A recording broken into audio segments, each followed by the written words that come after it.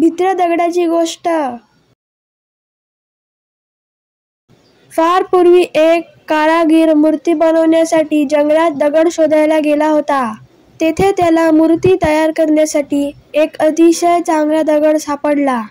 दगड घेऊन घरी परत येत असताना वाटेतील एका बाजूला असलेला अजून एक दगड त्याने पाहिला. हा दगड नंतर काहीतरी कामाला येईल असा विचार करून त्याने तोही उचलला. घरी आल्यानंतर चांगल्या दगडापासून मूर्ती बनवण्यासाठी हातोडा आणि चिमणीने त्या दगडावर त्याने आपले काम सुरू केले. कारागिराच्या चिमणीने आणि हातोड्याने दगड दुखावला जाऊ लागला. तो दगड वेदनेने कणत कारागिराला म्हणाला, "अहो भाऊ, माझ्याकडून हे दुःख वेदना सहन होणार नाही. त्यामुळे मी विनंती करतो, मला सोडा. तुम्ही दुसरा दगड घ्या." त्या दगडाचे बोलणे ऐकून कारागिराला त्या दगडाची दया आली.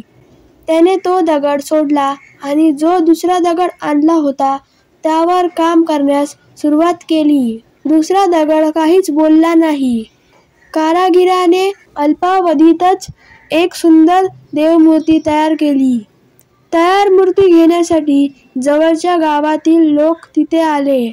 ते मूर्ती घेऊन निघणार तोच त्यांची नजर तिथे पडलेल्या दुसऱ्या दगडावर गेली. हा दगड नारळ फोडण्यासाठी कामी येईल असा विचार करून त्यांनी तो दगडही सोबत घेतला. मूर्ती घेऊन त्यांनी वाजत गाजत त्या मूर्तीची मंदिरात स्थापना केली आणि दुसरा दगडही समोर ठेवून दिला.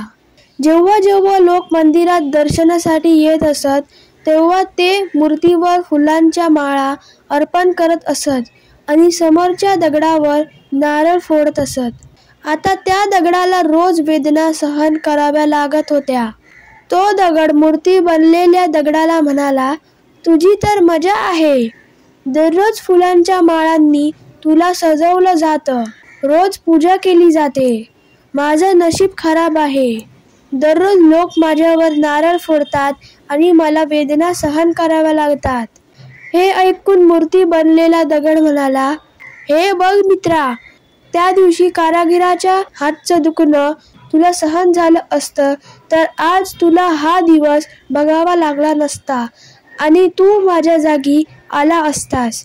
पण तू थोड्या वेळच्या वेदना सहन करण्याऐवजी सोपा मार्ग निवडलास. आता त्याचेच परिणाम तू भोगत आहेस." तात्पर्य: आपल्या आयुष्यातही अनेक अडचणी येतात. खूप वेदनाही सहन कराव्या लागतात. पण त्यांच्या भीतीने आपण मागे हटायचे नाही. त्यांच्याशी खंबीरपणे लढायचे. ही प्रतिकूल परिस्थिती आपल्याला अधिक मजबूत बनवते. तर फ्रेंड्स, तुम्हाला व्हिडिओ आवडला असेल तर या व्हिडिओला लाईक करा, शेअर करा आणि चॅनलला सबस्क्राईब करायला विसरू नका. Thank you friends and bye bye.